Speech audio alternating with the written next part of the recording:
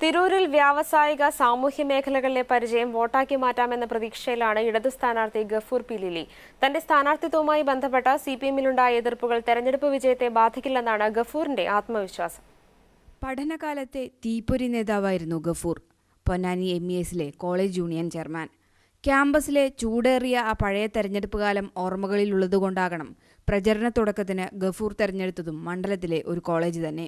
SFIയുടെയും DYFIയുടെയും ഒക്കെ പ്രാദേശിക ഘടകങ്ങളിലെ സജീവ പ്രവർത്തകനും ഭാരവാഹിയുമായിരുന്ന ശേഷം പ്രവാസ ജീവിതം തെരഞ്ഞെടുത്തപ്പോഴും ഇടത് ആഭിമുഖ്യമുള്ള സാംസ്കാരിക സംഘടനകളിൽ സജീവമായിരുന്നു ഗഫൂർ.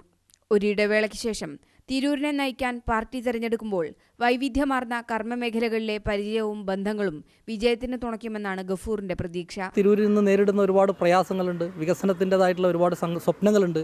അത് നിറവേറ്റുന്നതിന് വേണ്ടിയിട്ടുള്ള സന്ദേശങ്ങളാണ് ഞാൻ ജനങ്ങളിലേക്ക് വെക്കുന്നത്. അത് ജനങ്ങൾ സ്വീകരിക്കുമെന്നുള്ള ശുഭാപ്തി വിശ്വാസമാണ് എനിക്കുള്ളത്.